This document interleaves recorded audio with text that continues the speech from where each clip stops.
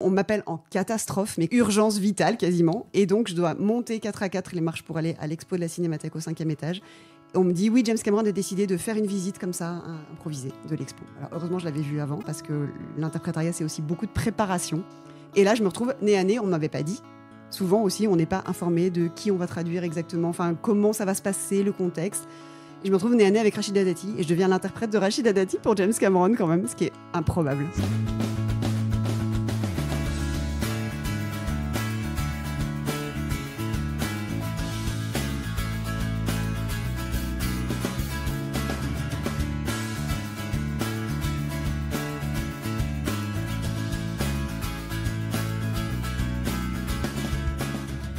L'épisode 15 de la 3e saison de Friends a été diffusé le 13 février 1997, soit, coïncidence rigolote, la veille de la Saint-Valentin, et est probablement l'un des épisodes qui a engendré l'une des questions existentielles, de celles qui forgent l'imaginaire commun de générations entières, un peu comme celles qui dévisent le monde en deux catégories, celles qui aiment la pizza à l'ananas et celles qui détestent, puisque le titre de cet épisode n'est rien d'autre que « The One Where Ross and Rachel Take a Break ».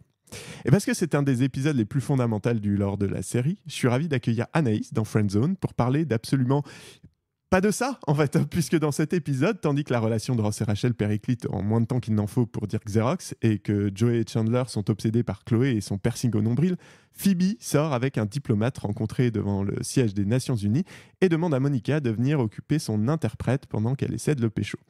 Et justement, aujourd'hui, c'est toi, Anaïs, qui m'accompagne, non pas parce que tu es on a break, mais parce que tu es interprète. C'est ça. Je rappelle rapidement le concept de Friendzone. À l'occasion des 30 ans de la série, j'invite des personnes qui sont fans, mais qui partagent dans leur vie un aspect essentiel ou anecdotique de la série. Parce qu'à force de visionnage et de revisionnage, je me suis rendu compte qu'il y avait un peu tout dans Friends et que ça pouvait être le point de départ de tout un tas d'échanges. Anaïs, salut. Salut, Binky Boy. Joli.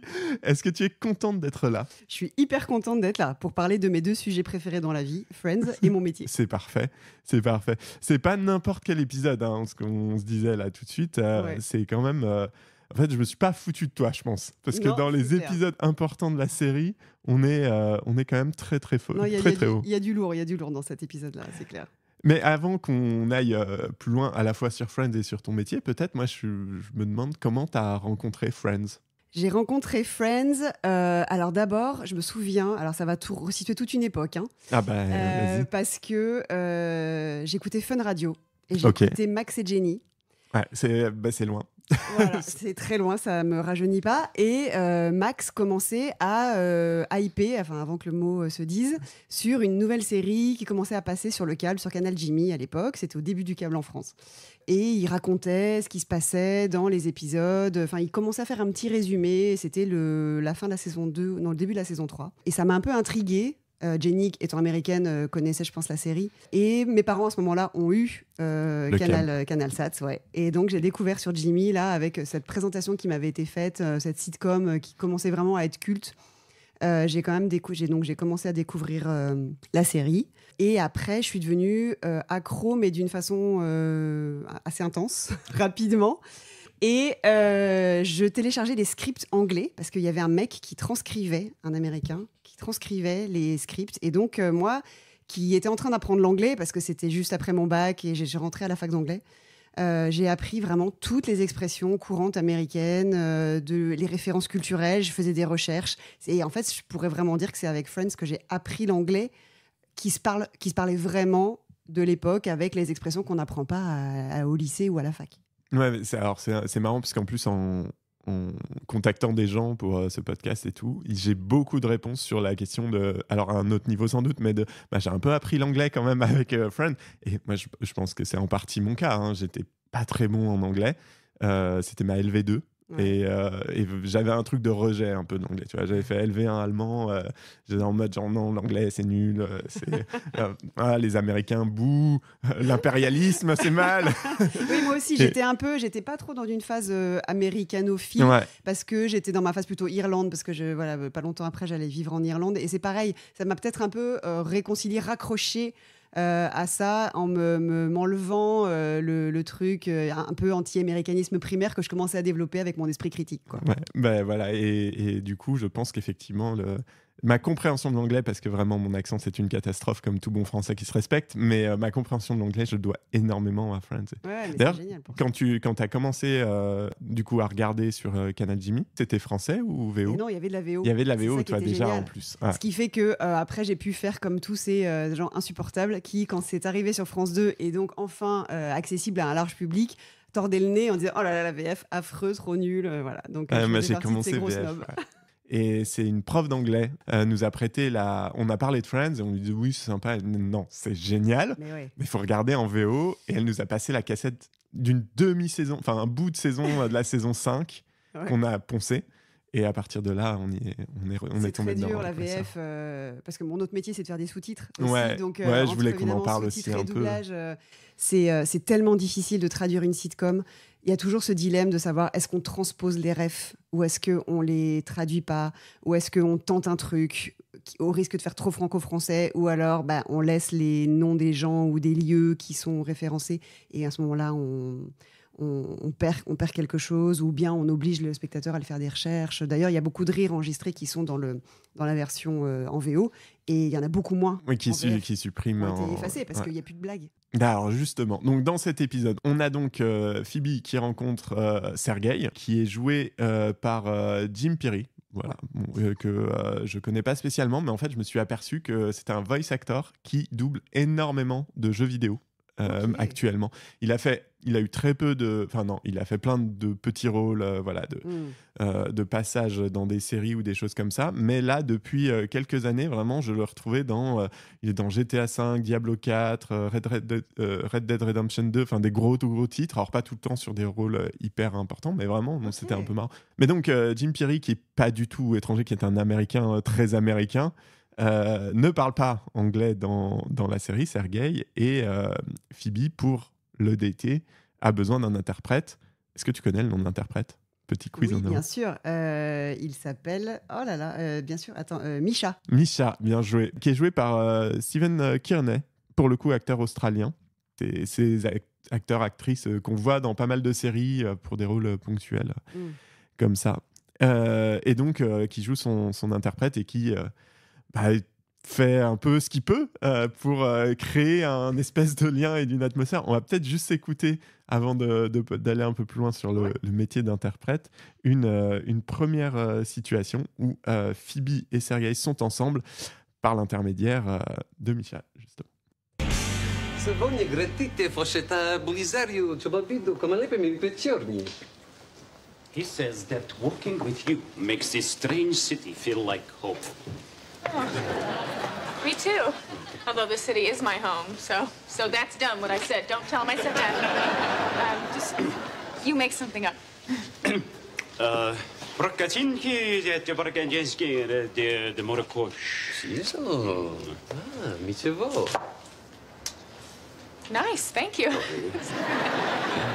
Donc Phoebe qui effectivement demande à l'interprète d'improviser. Oui. Hein, c'est une très bonne définition ce que tu as dit à l'instant. L'interprète, c'est quelqu'un qui fait ce qu'il peut. Parce qu'il est tout le temps mis dans des situations d'entre-deux. Forcément, c'est sa position d'être entre deux. Ce qui est en fait toujours étrange, toujours qui donne lieu à plein de situations. Ça n'est que des cas particuliers. Il faut être ultra adaptable. Et quelquefois, effectivement, quand une personne ne veut pas exactement que ses propos soient traduits d'une certaine façon, il faut faire preuve d'inventivité, il faut être très polyvalent. Et c'est marrant parce que ça m'est arrivé la semaine dernière. J'étais avec une dame qui venait parler de Feu, son mari, qui était donc un grand cinéaste anglais qui s'appelait Michael Powell. Elle s'appelle Thelma Schoonmaker, elle est américaine et c'est aussi accessoirement la monteuse historique de Scorsese. C'est elle qui a monté tous ses films depuis Raging Bull. Ok. Donc c'est une sacrée nana. Ouais, c'était super petit de la pédigré. rencontrer. Ouais, petit pédigré. Et à 84 ans, une pêche d'enfer. Et il y avait un dîner comme ça où je faisais un peu la liaison entre les gens de la Cinémathèque et elle pour discuter de façon un peu informelle comme ça.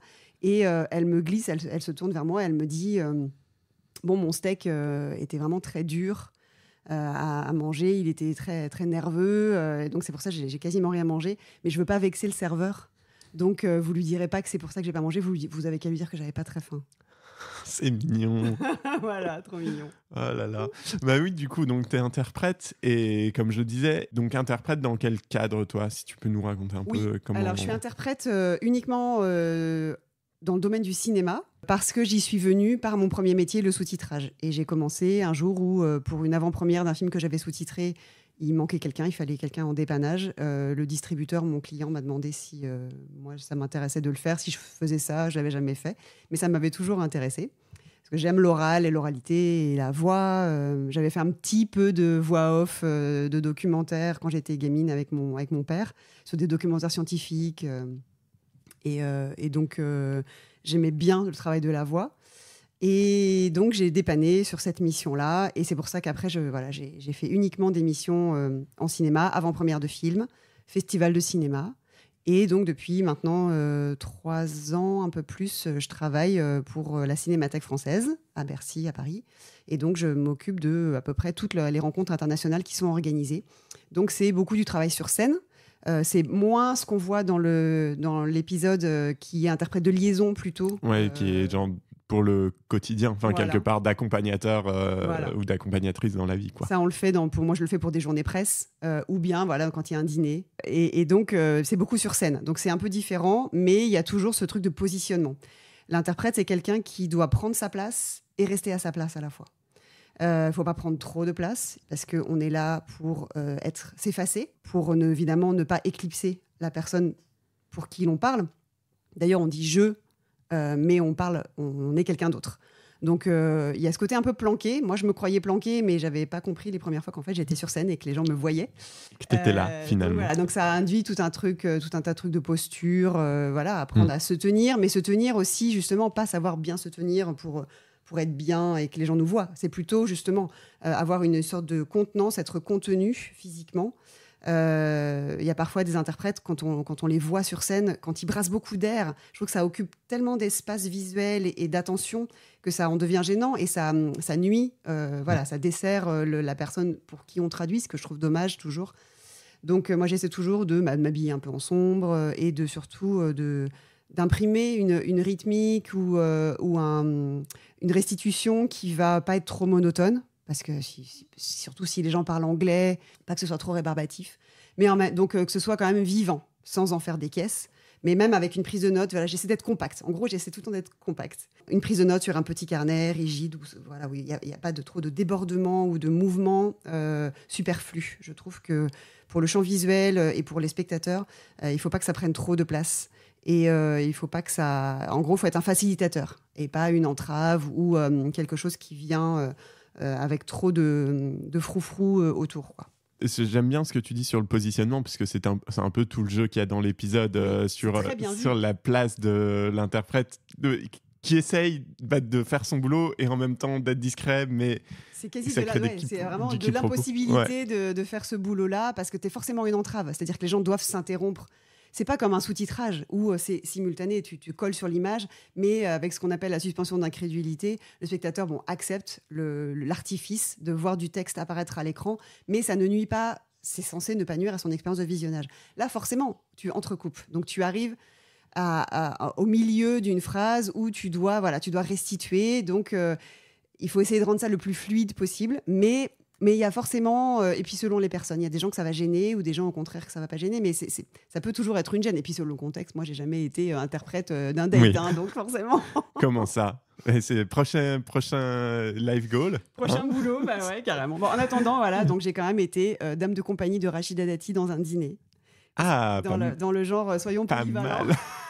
Je me suis retrouvée pour le vernissage de l'expo James Cameron à la Cinémathèque là au printemps. Ok. À devoir faire une visite impromptue d'un seul coup. On m'appelle en catastrophe, mais comme si on appelait les pompiers. Vraiment, c'est hyper bizarre des fois les positions dans lesquelles on est. Urgence vitale quasiment. Et donc je dois monter 4x4 les marches pour aller à l'expo de la Cinémathèque au 5e étage.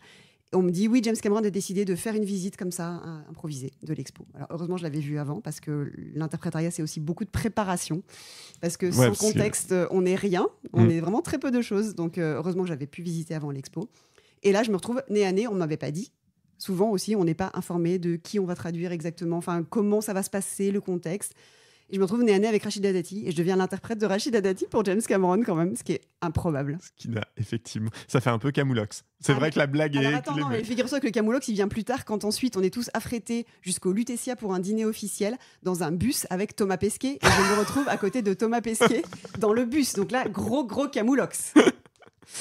Et donc, ah ouais, non, mais soirée improbable. Et donc, je commence à faire ça. Et ensuite, donc, il y a le dîner au Lutetia. Et Rachida Dati, qui était pas mécontente d'être là, James Cameron, tout ça, elle dit « Oh, finalement, je resterais bien au dîner au Lutetia. » Et là, on arrive donc par ce bus affrété par la Cinémathèque pour nous emmener au Lutetia, où donc je papote avec Thomas Pesquet. Et j'arrive, et là, pareil, on me fond dessus, les serveurs du Lutetia me fondent dessus, comme si vraiment j'étais encore plus importante que James Cameron qui arrivait. Je dis, ah, c'est vous l'interprète.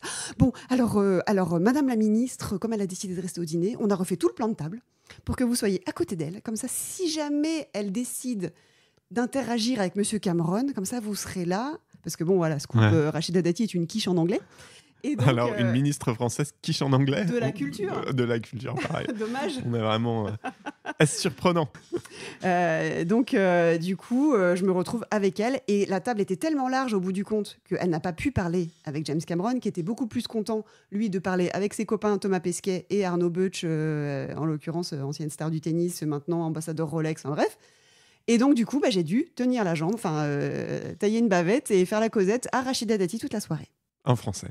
En français, donc rien à voir avec mes attributions classiques. Voilà. Bon, c'est ok. Eh ben, une expérience. Hein. Une expérience de vie. Ça mène à tout, l'interprétariat. Ça mène à tout. Il y a des gens qui disent que je devrais écrire des mémoires, parce que c'est vrai qu'il y a, il y a toujours des petits moments savoureux, parce qu'il y a toujours des choses impromptues, saugrenues, qui arrivent en permanence, parce que tu deviens... comment dire ? Tu surgis dans la vie des gens pour un petit moment qui peut être parfois très intense. Tu peux créer un lien très intense très rapidement avec des gens ou pas, hein, ça dépend de ce que les gens sont prêts à te donner. Donc en fait, tu es en permanence en train, tu es une éponge. Tu dois t'adapter à ce que la personne a envie de te donner.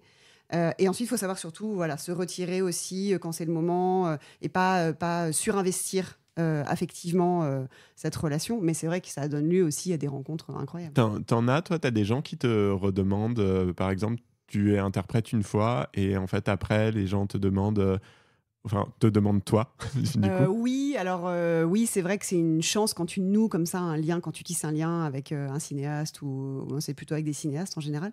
Et avec le cinéaste suédois Ruben Östlund, ça s'est produit parce que pour sa tournée d'avant-première de The Square en 2017, j'ai été engagée donc par le distributeur Backfilm. Et on a fait 6 soirées, je crois, de suite, d'avant-première, donc toute une semaine. Donc c'est vrai que quand tu accompagnes, on est parti à Lyon, au Festival Lumière. Donc il y a eu tout un truc un peu colo, mini bulle d'événementiel. C'est vrai que dans l'événementiel, souvent, on noue des... Mais ça crée des espaces, en fait, où la rencontre se fait facilement. Très fort, très vite. Et on s'est très bien entendu. En plus, c'est quelqu'un vraiment d'extrêmement drôle et qui aime les gens, contrairement à ce que certains pourraient penser en voyant ses films. Donc, je précise, il n'est pas un cynique, il n'est pas un fasciste. Et donc, il m'a dit, un jour, on était parce que tu passes du temps dans les taxis, dans les transferts avec les gens. Donc, on a passé du temps dans un taxi ensemble. Et il m'a dit, écoute, je me dis que ce serait pas mal. Moi, j'ai envie d'avoir un suivi dans la façon de me traduire, parce qu'il voyait bien qu'au bout de 6 soirées, je connaissais par cœur ses réponses qu'il allait faire. D'ailleurs, il jouait un peu de ça avec moi dans les rencontres, dans les débats avec le public. Il disait, maintenant, elle connaît très bien les réponses, elle peut répondre à ma place quasiment. Et il jouait aussi à faire des réponses de plus en plus longues pour voir si j'arrivais à suivre. Donc, il y avait un peu ce truc, c'est quelqu'un d'assez espiègle. Et il m'a dit, moi, ça me plaît l'idée qu'on se suive et d'avoir des gens réguliers, pas forcément un traducteur attitré pour tout, mais en tout cas, une régularité, un vrai lien professionnel. Et donc, le distributeur l'ayant compris, ça a fait que quand il a fait son film suivant, qui en plus était en anglais, sans filtre, Triangle of Sadness, et que je suis aussi sous-titreuse, donc j'ai sous-titré le film en français pour la sortie française. Et quand Ruben Östlund donc est revenu, en plus il a eu sa 2e Palme d'Or, et donc il est revenu faire sa tournée d'avant-première en France de la même manière à peu près que la fois d'avant, et donc c'était un peu devenu évident, donc ça c'est chouette. Et je l'ai aussi traduit dans un festival à Lausanne là, ce printemps, donc ça continue d'entériner un peu notre partenariat, quoi. J'imagine d'avoir ce lien-là et de devoir traduire le discours de ces cinéastes sur leur propre œuvre. Enfin, j'ai l'impression que c'est pas seulement recevoir une information comme quand moi je vais voir un réal ou je regarde une interview ou je vais voir une masterclass ou quoi que ce soit. Toi, tu as le truc de non, mais faut que je le comprenne au point d'être capable, en fait, de le réexpliquer finalement, quoi. Oui, parce que c'est essayer. pas juste comme tu le dis, c'est pas juste de la traduction quand tu es dans l'interprétation. C'est pas du mot à mot. Alors, de toute façon, toute forme de traduction, ça n'est jamais du mot à mot. On traduit du sens et on traduit pas des mots. Donc, il faut essayer d'aller chercher le sens derrière les mots. Ce qui veut dire que quelquefois, même si deux mots se ressemblent, mettons en anglais et en français, ça arrive souvent, mais c'est pas forcément le mot qui ressemble le plus qui est la meilleure traduction. Donc, aller chercher le sens qu'il y a derrière les mots, et puis surtout, voilà, toujours cette histoire de contexte. Donc, forcément, oui, il faut rentrer à l'intérieur du discours, il faut glaner un maximum d'informations, et c'est vrai que ça oblige à analyser les choses un peu en profondeur, mais c'est évidemment passionnant, c'est fascinant.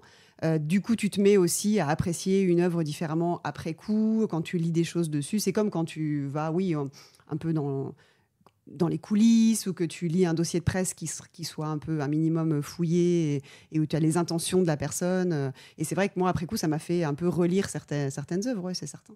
Sur la position de l'interprète, on va écouter un deuxième extrait qui va marcher tout de suite, là, ça va être incroyable, où justement ça parle un peu de ce positionnement et de s'effacer ou pas s'effacer et de ce que c'est de quelque part être toujours une espèce de substitut ou un entre-deux. Donc on s'écoute ça. Пойдемте. На прожибосе Фиби се потесентьот. Sergei would like to apologize for my behavior tonight. Well, tell him apology accepted. That's Vadinevsky. Oh, he's unbelievable. I mean, for the first time in 3 years, someone actually wants to talk to me. But do you think he would let me enjoy that? No! You silly diplomat. Why'd you learn some English, Sergei? Donc, pour résumer un peu le contexte, puisqu'il faut parler du contexte, mais c'est effectivement, là, ils sont en dîner donc, avec Phoebe, Monica, Sergei et Misha, et il se trouve que Monica a été invitée pour tenir la jambe de l'interprète, et finalement, ils s'entendent plutôt bien, et que du coup, ils parlent, et que Misha, du coup, délaisse un petit peu sa position d'interprète pour se focaliser un peu plus sur Monica et sur leur échange, Et ce oui. qui laisse Phoebe et Sergei dans l'embarras et la gênance. Il y a des situations comme ça, toi, où ça t'est arrivé, où t'es dans, notamment, pas quand t'es sur scène, évidemment, mais quand t'es dans un côté un peu plus social, quoi, d'interprète social, où les gens vont commencer à te parler à toi et où, du coup, t'es obligé, j'imagine, soit de les bloquer un peu, leur mettre un stop. De se couper en deux. Ouais. Oui, en fait, c'est ça. C'est-à-dire que quand on est interprète de liaison comme ça dans des événements ou des dîners, on est tout le temps coupé en deux parce qu'on n'est pas une machine, on n'est pas un robot. Et donc, on aime bien discuter avec les gens. Si on fait ce métier, c'est qu'on aime plutôt les gens et discuter avec les gens. Mais il faut qu'on garde une forme d'hypervigilance sur est-ce qu'on va pas avoir besoin de moi à un moment, mais est-ce que je vais pas non plus trop en faire. Par exemple, dans le premier extrait, on voit que Misha, il en fait vraiment un peu trop. Ouais, il est vraiment... Quand ils s'embrassent et que Phoebe, elle fait... et qu'il fait... Oui. Voilà, bon, là, clairement, il y a un petit peu de zèle. Donc, t'as pas envie de faire du zèle et pareil, encore une fois, de trop entraver la fluidité de la discussion. Et quelquefois, tu as du mal à connaître exactement le niveau de compréhension ou de non-compréhension de l'anglais par les gens pour qui tu vas retraduire. Donc, tu veux pas en retraduire trop, où les gens vont dire « oui, c'est bon, je sais ». Et tu veux pas non plus que les gens soient largués et se mettent à décrocher. Donc, c'est vrai qu'il y a vraiment des circonstances, il faut être tout le temps en hypervigilance, essayer de trouver l'équilibre, ce qui est très compliqué, parce que deux personnes différentes vont jamais te demander la même chose, le même niveau de détails ou d'explicitation, surtout sur l'anglais. Le problème, c'est qu'il y a des gens qui croient comprendre, mais finalement, ils te demandent, ils disent oui, c'est bon, je crois que c'est bon, je vais arriver à suivre.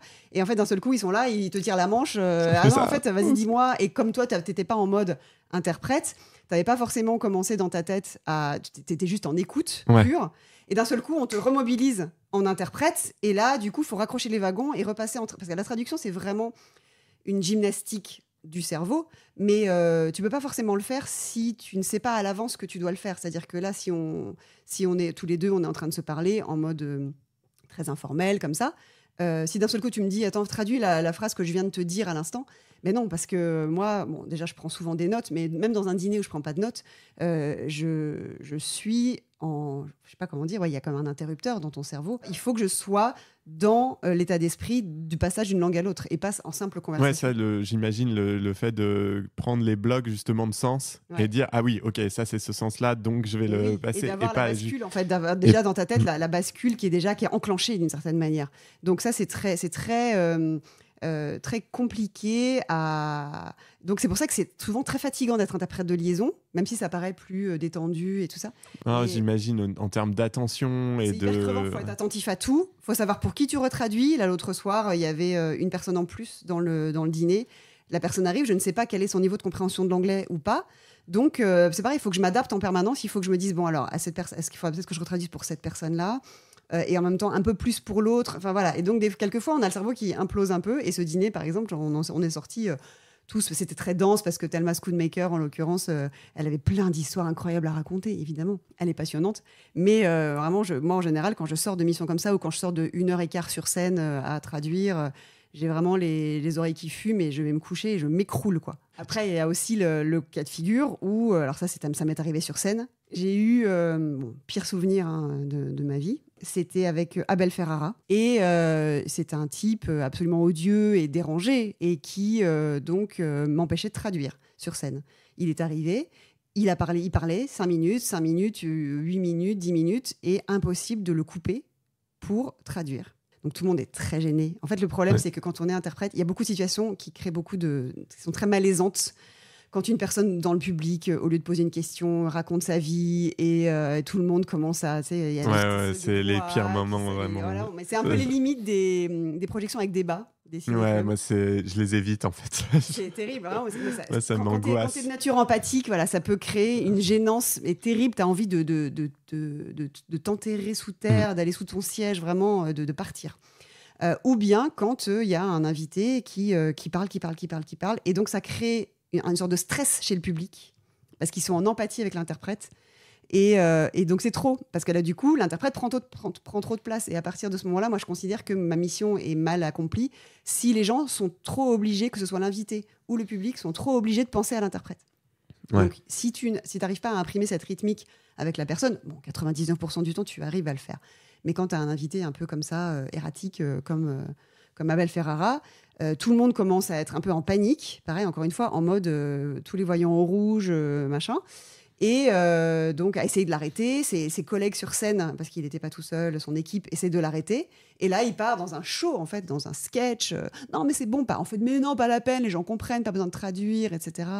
Et toi t'es là et tu te sens très très très mal, parce que d'un seul coup tu es beaucoup trop visible par rapport à ce que tu devrais être. À la fois tu es trop effacé par l'invité, tu ne peux pas traduire ce qu'il dit, tu es invisibilisé, et en même temps tu es trop visible parce que tout le monde ne pense plus qu'à toi et à comment va faire l'interprète. Ouais, qui doit là se fader 15 minutes de discours erratique. Voilà, c'est ça. Moi, c'est plus... Là, j'avoue que, en fait, je l'avais jamais projeté, mais effectivement, l'interprète de liaison, où j'ai énormément de mal à voir comment ça peut se passer de manière naturelle. Ouais. C'est quasi une mission impossible, et en même temps, on sait bien qu'on n'est pas là pour... C'est de l'humain, on sait qu'on n'est pas là pour... Là, en tout cas, on est sûr qu'on n'est pas dans une retranscription parfaite, il ne faut pas avoir cette visée. C'est pour ça que c'est fatigant aussi, parce qu'il faut tout le temps faire des compromis, et en un claquement de doigts, en une seconde, il faut arbitrer en permanence. Qu'est-ce qui est important que je dise? Qu'est-ce que je retranscris là? Et puis, il y a aussi des choses qui ne sont pas forcément que de l'information, parce que quand on est interprète, on ne traduit pas que de l'information pure, que des faits. Il faut aussi qu'on donne l'esprit dans lequel la personne dit quelque chose. Si la personne fait une blague, évidemment, traduire la blague. Ou en tout cas, il y a aussi une émotion qui va avec quelque chose qu'on dit. Et l'intention est aussi importante que l'information qui est donnée dans ce qu'on dit.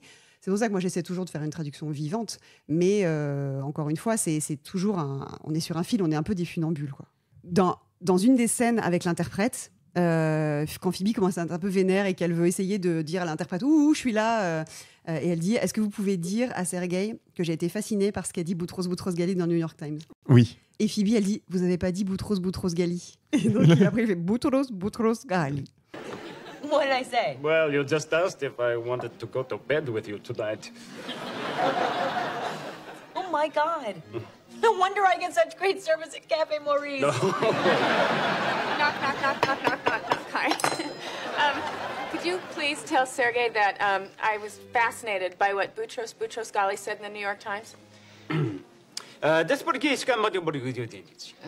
didn't say Boutros Ghali. Boutros Ghali. He says he was too. Il m'est arrivé un truc similaire, mais encore plus saugrenu. C'était avec Ruben Östlund, donc ce réalisateur suédois. On va au Méliès à Montreuil, donc qui est quand même un cinéma d'habitués, de cinéphiles et tout ça, pour une rencontre. C'était en 2017 pour The Square. Et Ruben Östlund explique que dans ses films, il adore mettre ses personnages en situation de dilemme. Et donc il le dit en anglais, dilemma, parce qu'en anglais, on peut dire dilemma ou dilemma. Ça dépend des gens et les deux se disent. Et donc il parle de ça et donc il répète plusieurs fois dilemma, dilemma. Moi, je traduis en français et il y a une dame au premier rang, et je te jure que c'est vrai. Elle lève la main et elle dit « Excusez-moi, mais vous n'avez pas traduit la partie où il parle du Dalai Lama ?» Véridique, non, histoire authentique. Ce que 5 ans plus tard, quand Ruben Östlund revient au Méliès de Montreuil pour une rencontre autour, donc cette fois de Sans filtre, je lui rappelle cette histoire. Il explose de rire, il en peut plus de rire, et il dit tu sais quoi ? Là, tout à l'heure, dans le débat, c'est ce qu'on attendait à la fin du film. Ouais. Et il me dit pendant le débat, je vais dire Dalai Lama, ça va être mon challenge, je vais sortir Dalai Lama. Et donc, il a ressorti un truc en disant voilà, donc là, it's a dilemma and not Dalai Lama. Et ça, vraiment, ça reste un de mes plus grands moments de fou rire sur scène, de complicité. On essaye de pas trop créer de la complicité sur scène quand on interprète, parce que ça peut être excluant pour le public. Mais là, vraiment, c'était pour le gars. Oui, c'était tellement une histoire tellement incroyable qu'il fallait qu'on y fasse allusion. Voilà. Super, effectivement. Boutros Ghali. Boutros Ghali. Si on revient un peu à Friends, tu disais tout à l'heure, j'ai pas rebondi, mais que tu lisais les scripts. Ouais. Et genre, c'est vraiment, t'as fait toute la saison comme ça, ou c'est un truc qui t'a pris un moment Ça m'a pris un moment, mais surtout, ça m'a beaucoup servi dans mes études, parce que du coup, j'ai fait mon mémoire de Master 1 sur le doublage de Friends, la comparaison entre l'original et la version doublée. Ah, c'est hyper intéressant, ça. C'était génial. Et c'était sur les petits mots de liaison qui disparaissent en sous-titres, donc ça n'avait pas de pertinence d'étudier les sous-titres, mais c'était well, you know et I mean qu'ils utilisent énormément dans le langage courant et dans Friends en particulier, pour rebondir, pour ce voilà. Et donc j'avais étudié comment ça pouvait être traduit dans les versions doublées. Donc en fait, d'avoir ces scripts, ça m'a servi de base de travail pour ensuite voilà, continuer mes études, etc. Et ensuite pour mon mémoire de Master 2, donc doublage sous-titrage, là c'était une spécialisation.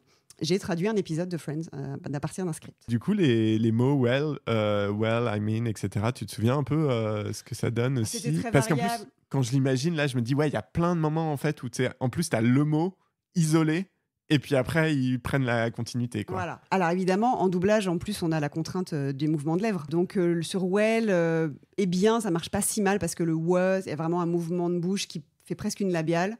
Mais je trouvais qu'il y avait des moments où justement, c'était juste des rebonds, on appelait des rebonds discursifs en linguistique. Et ils servent pas forcément à grand chose. Alors en français, on a alors, on utilise beaucoup, on a voilà, on a eh bien, on a bon, enfin, on utilise beaucoup enfin. Et maintenant, on utilise genre, et ça c'était pas encore le cas. Donc il y avait tout un tas de ou donc ou du coup.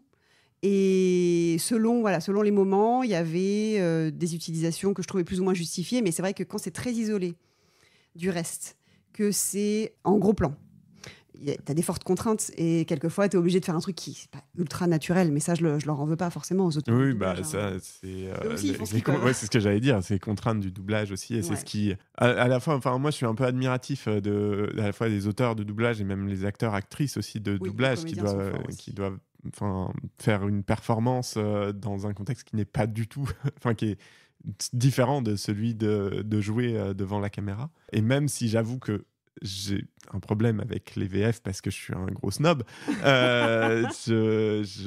pour avoir rencontré des comédiennes de doublage aussi, je comprends en fait la difficulté du métier et l'intérêt que ça peut avoir aussi par ailleurs, même si à quelque part, tu regardes pas la même œuvre, quoi. Non, c'est sûr, mais il faut bien reconnaître que Friends, c'est quand la série a commencé à passer en VF qu'elle s'est popularisée. Ah bah clairement. Donc ouais. on va pas non plus faire la fine bouche forcément en termes d'accès au grand public. Alors ça va changer avec les générations maintenant et le fait que la VO se généralise, en tout cas le choix entre les deux versions se généralise à la télévision.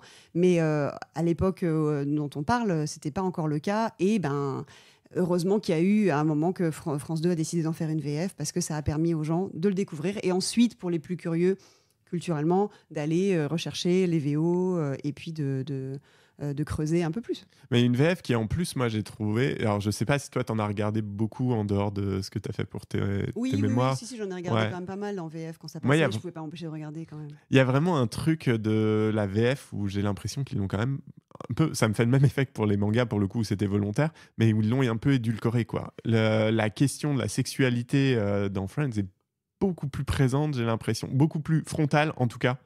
Dans la VO. C'est notamment une question de case horaire. Parce que quand tu es auteur de doublage et que tu reçois une série, tu es tributaire de ce que la chaîne veut en faire.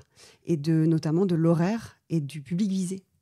Et le créneau horaire, là, c'était diffusé à 17h30, 18h. Ouais, un truc comme ça. C'était après les cours. Donc potentiellement, c'est ça, c'est s'adresser potentiellement à des collégiens ou des lycéens, ce qui n'était pas forcément autant le cas aux États-Unis, où c'était diffusé en prime time. Ouais. C'était des tunnels de séries, en fait, ils diffusaient un épisode de chaque série chaque semaine, et donc il y avait le Friends à 20h30, et puis une autre à 21h, une autre à 21h30. Donc c'est pas du tout la même chose. Et c'est vrai que malheureusement, parfois, il peut y avoir des consignes comme ça de... vu l'heure à laquelle ça va être diffusé, peut-être y aller un peu mollo sur les sous-entendus sexuels ou sur les blagues un peu cul ou grivoises, quoi. Ouais, pour moi, ternit un peu la série, mais je comprends les contraintes. Ça, c'est terrible. Enfin, c'est les chaînes, quoi. Enfin, si on se met à parler en plus du rythme de diffusion et de l'ordre de diffusion des épisodes qui n'avait aucun sens.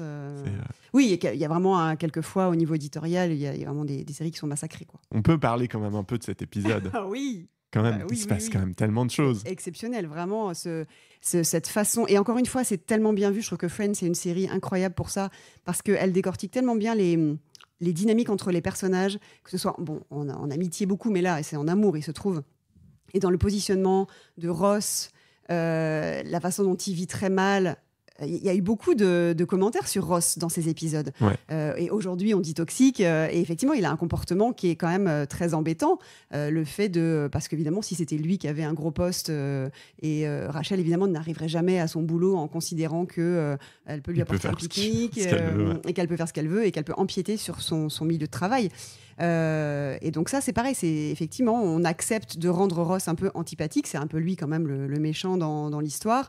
Qui a aussi peut-être la faiblesse de craquer alors qu'il entend juste une voix au téléphone de Marc qui est là, et comme c'est sa jalousie maladive qui parle, et on accepte les faiblesses des personnages. Et je trouve que cette dynamique-là entre Ross et Rachel, quand il sent qu'il a peur de la perdre, alors qu'il n'est pas du tout en train de la perdre, c'est juste auto-réalisateur, c'est à force d'avoir peur de la perdre qu'il la perd. Et alors justement, moi, c'est quand même ce que je disais en début de podcast, c'est un peu la grande question de Friends. Est-ce qu'ils étaient on a break ou pas? Et en revoyant l'épisode, j'avais déjà un peu ce sentiment-là, mais là, en le revoyant pour vraiment le podcast, je me suis dit, moi, j'ai une réponse un peu. Et en vrai, ils sont pas vraiment on a break. Moi, je suis assez d'accord. Et pourtant, on pourrait dire que... Et j'ai plein de reproches à faire à Rachel, par ailleurs, sur l'ensemble de la série et sa manière d'être avec Ross aussi, parce que Ross prend très cher, mais en vrai, Rachel a un comportement aussi qui est pas mal problématique. C'est vrai qu'après la rupture, il y a plein de moments. Ces histoires d'exclusivité du voyage au ski, il y a des chantages affectifs qui se mettent en place. Donc, quand elle rase la tête de Bonnie, quand même, aussi. Oui, quand même, ça c'est pas rien. Just having a little chat with Bonnie, and guess what? She happened to bring up, who was behind the whole head shaving idea. And now, who was it? Was it? Oh, that's right. It was you. That was her idea. I just gave her a nudge. She said you gave her the razor.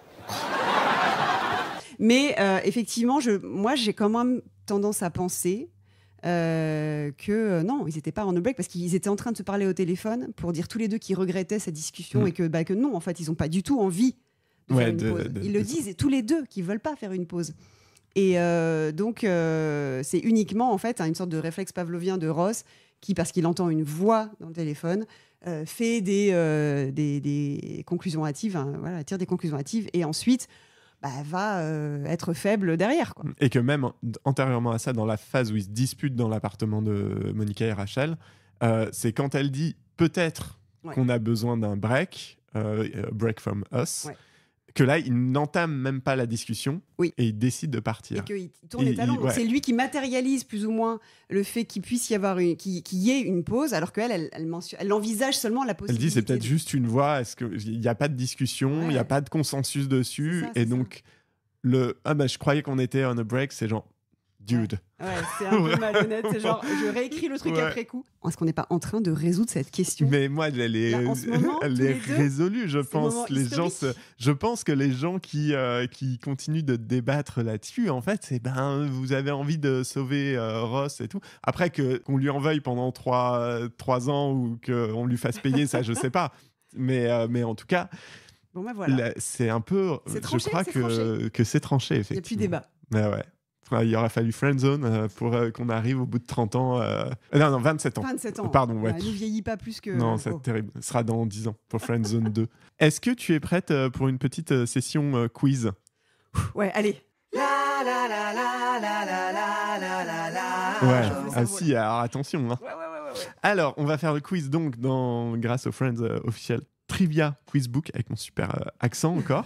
On va aller chercher la saison 3. Et alors, l'idée, c'est qu'on se pose chacun une question, chacun notre tour, parce que j'ai envie de jouer aussi. Allez. Il n'y a pas de raison. Saison 3, je vais commencer, puis je te passe le bouquin après. Alors, pardon pour l'accent. Hein, d'habitude, je ne m'excuse pas, mais là, je suis très angoissé. T'as la pression, là. Ah, mais grave. What was Phoebe referring to when she told Joey, "You keep the old ones in the back? That's so ageist." Ah, c'est les sapins de Noël. C'est les sapins de Noël, effectivement, quand Joey vend des sapins de Noël. Donc, traduction, pourquoi les vieux, tu les mets dans la réserve? C'est vraiment un truc de jeunisme. Ouais, de jeunisme. On dit du jeunisme, en fait. Et souvent, les gens pensent qu'on peut dire agisme. Et en fait, non, ça n'existe pas. C'est du jeunisme en français. Et c'est pas parce que le mot utilisé, encore une fois, est plus ou moins le contraire. Enfin, le concept a l'air contraire, mais le sens est le même. Au bout du compte, on retombe sur c'est la ségrégation des vieux aussi. Ça veut dire la même chose, en fait. C'est du jeunisme en français. Parce que du coup, il n'y a pas le youngism, non, c'est ageism. Okay. C'est ageism, et ça se traduit, j'allais presque dire littéralement, oui, c'est vraiment le mot qui va dessus. On en apprend tous les jours, c'est incroyable. Vas-y, la question 2 du coup. To whom did Ross say, "I think girls' night out is a great idea"? Donc à qui est-ce que Ross dit, ah oui, je pense qu'une sortie entre filles, c'est une super idée? J'ai un gros doute. Parce que saison 3... Il y a un piège. Ben oui, non, mais alors, moi, dans ma tête, c'est que c'est potentiellement lié à un flashback ou un truc comme ça. Oui, c'est dans l'épisode de Janice, quand ils disent à Janice ce qui aurait pu arriver, qui aurait pu être avec qui et tout. Ouais. Et que elle le dit, donc il le dit à Carole. Quand il parle du fait qu'elle va avec Suzanne. Qu'elle va avec Suzanne faire des sorties et qu'il ne soupçonne pas encore qu'en fait, elle fait plus mais de je ne me choses souvenais pas Suzanne. qu'il était dans la saison 3 cet épisode, mais si, puisque Chandler sort avec Janice. C'est au début de la saison 3. Voilà. Yes. L'honneur est sauf. Joey to Monica, on the kind of guy he thought she'd have babies with. I always pictured you with one of those tall, smart, blonde guys named like... Hoyt. Hoyt. Hyper balèze, c'est ça la bonne réponse. Ouais. Joli. Alors, Phoebe singing what she thought were the words to Elton John's Tiny Dancer. Hold me close, young. Tony Danza. Donc c'est Phoebe qui chante ce qu'elle croit être les paroles de la chanson d'Elton John, Tiny Dancer. Ouais, ben ça typiquement une référence que je n'avais pas du tout et que j'ai dû chercher. Ouais, vraiment. Mais oui, mais t'es trop jeune, t'as pas vu Madame est servie. Alors si, j'ai vu Madame est servie, mais je fais pas le lien. En fait, je suis pas si jeune que ça. Je pense qu'on n'est pas loin du même âge quand même. Non, en fait, c'est juste que je n'avais même pas la référence de la musique à la base. Donc déjà, la blague marche pas. Et après, Tony Danza, quand effectivement j'ai cherché, j'ai fait « Ah mais oui, Madame est servie, effectivement, que j'ai vu. » Mais faire les liens. Mais justement, ce qui est génial, c'est qu'une série comme ça, après, elle te pousse à aller chercher ce qu'il y a derrière. Et moi, il y a plein de choses, des rêves que j'ai apprises grâce à Friends en allant chercher. To whom did Ross say, "See, we both have this list of 5 famous people, and you're one of mine, so I'm allowed to sleep with you." Mais alors, je vois très bien Blue Velvet. Wouhou. Ouais, c'est ça. Mais le nom, j'ai un gros problème avec les noms de famille. Enfin, c'est l'angoisse absolue, les noms des gens. Tu l'as, c'est elle. Je la vois très bien. Tu dis, oh my God, Isabella Rossellini. Isabella Rossellini, merci. Et donc avec l'histoire des 5 personnes célèbres avec qui ils ont le droit de coucher. La fameuse liste. Alors c'est marrant. Je sais pas si ça existait avant Friends ou pas. Je sais pas si ça existait déjà de façon aussi formalisée ou en tout cas culturellement ancrée. C'est vrai que c'est Joey ou Chandler qui le. Je sais plus. Oui, c'est ça. Il dit oui, avec Janice, on a. Cette liste effectivement. Je sais pas si c'est un truc qui balance comme ça, mais que ça correspondait à déjà un début de réalité culturelle aux États-Unis, ou bien si c'est vraiment un truc qu'ils ont lancé et ça a beaucoup. En tout cas, ça marche quoi. J'ai jamais fait ça personnellement quand même, mais bon après. Moi, je trouve j'aurais une petite idée. je saurais. Mais comme justement quelqu'un qui dit ça, au débeauté, je sais pas, Ryan Gosling, Jamie Dornan. Ça en fait 2 déjà. Bon, je réfléchisse pour les 2 autres, mais les 3 autres. 3 autres. Je réfléchis. En fait, alors c'est le truc aussi, c'est que je pense que j'aurais des noms, mais d'actrices de quand j'avais 15 ou 20 ans, tu vois. T'as le droit. Oui, mais du coup, c'est ça en fait, j'ai l'image d'actrices qui n'existent plus quelque part. Elles sont probablement potentiellement. Non, je réfléchis. Et puis comme je suis nul en nom, qui joue dans Vicky Cristina Barcelona, plein de. Scarlett Johansson, merci. Putain, je suis vraiment, tu vois, comme je suis nul en nom. Moi aussi, je pourrais mettre Scarlett Johansson sur ma liste. Non mais ouais. Un mec, moi, il y en a, mais ça, j'ai un problème. De toute façon, je suis beaucoup trop hétéro, c'est un vrai problème dans ma vie. Matt Damon, peut-être. Mais je crois que ça serait Matt Damon, un peu. Mais parce que Matt Damon, il est. Oui, parce que... Matt Damon, j'ai envie vraiment. J'ai plus envie de l'after sex. Genre, t'es posé et tout, et tu peux discuter avec lui. Il a l'air vraiment. Il a l'air trop bien. C'est clair. Franchement. Cool. Et Brad Pitt avant, ouais. Ouais, Brad Pitt, je te le vole aussi, je me le mets sur ma liste. Brad Pitt, quand même, il y a un truc de.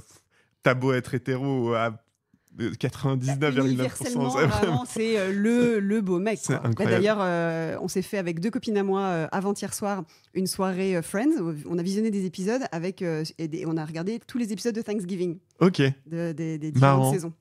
Et il y a l'épisode évidemment avec Brad Pitt. Qui est tellement à tomber par terre. Phoebe est incroyable dans cet épisode. Thank you God.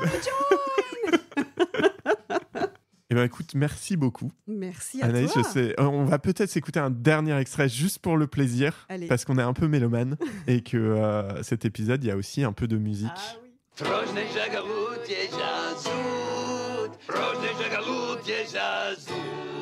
oui.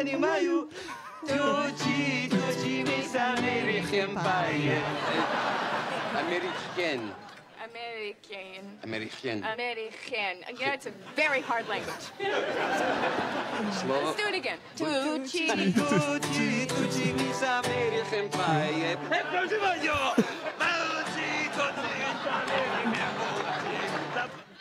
Ce langage yaourt qui n'existe. C'est très fort de réussir. Moi, je sais pas faire ça. Faire semblant de parler une langue, en plus, qui est censée être vaguement à consonance russe, on imagine. Parce que ni pa ni maïou, ça veut quand même dire je ne comprends pas en russe. Donc, il y a des bouts de russisation.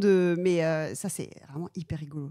J'espère que tu as passé un bon moment. Ouais, excellent. C'était super. Merci beaucoup. Merci à toi. Et puis, écoute, plein de bonnes choses pour la suite. Plein d'interprétariat, de sous-titrage.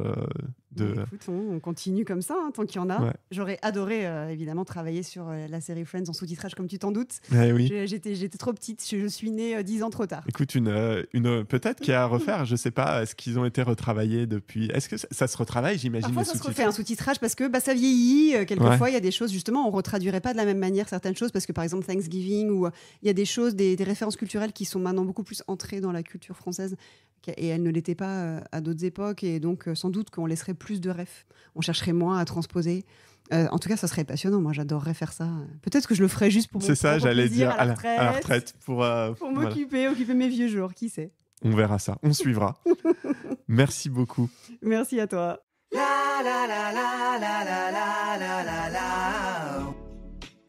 Voilà, le dernier épisode de Friendzone en 2024 se termine. Merci d'avoir écouté. Si tu as aimé, tu peux t'abonner pour ne rater aucun épisode et donner 5 étoiles au podcast sur Apple, Spotify ou la plateforme que tu utilises. Et tu peux aussi le partager, c'est vraiment ce qui m'aiderait le plus pour trouver d'autres histoires à raconter, d'autres fans à rencontrer. Tu peux suivre le podcast sur Instagram, friendzone_podcast. C'est notamment là que je vais poster des appels à témoins, donc je compte sur toi pour les relayer auprès de tous tes amis. La semaine prochaine, petit hiatus avec un épisode bonus spécial quiz où tu retrouveras toutes les questions qui n'ont pas été diffusées pour pouvoir occuper ton début d'année. Et le 8 janvier, on se reverra pour un nouvel épisode plein de bonnes résolutions avec Juliette qui a arrêté de fumer. À bientôt et très belle fin d'année.